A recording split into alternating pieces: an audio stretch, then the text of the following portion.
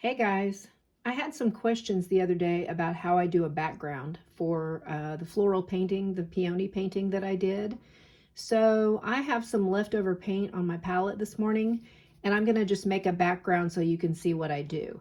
I did a little color mixing this morning, just playing around with Payne's Gray, Yellow Ochre Deep, and some white, and I got all these fun colors.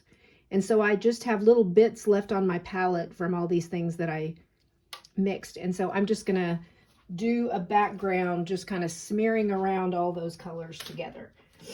I'm using the Strathmore mixed media paper, and I'm gonna just spritz my paper with a really fine mist of water so the paint moves around on it really well. And I have my 1-inch brush, and I'm just gonna start. You can see my palette is a mess. This is the fresh paint here that I mixed up. All this stuff over here is dry. But I'm just gonna start like kind of smushing paint around on my paper.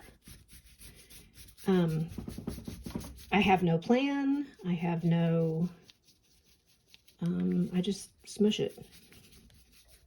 And I just like it when the colors all kind of blend together and you get a little bit of variety of color. I'm not neat about it at all, as you can see.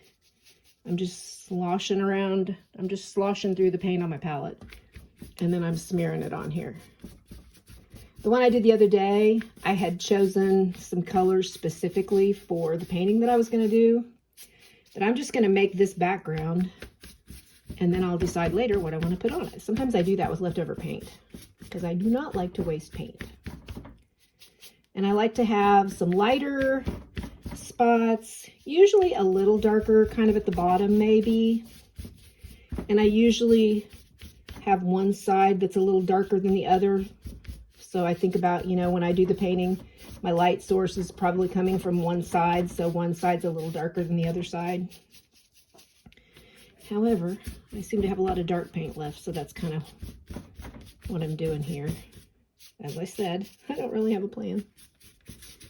I think I might get a little bit more white and mix in there because it's a little darker than I wanted it to be, because I like to have some light areas.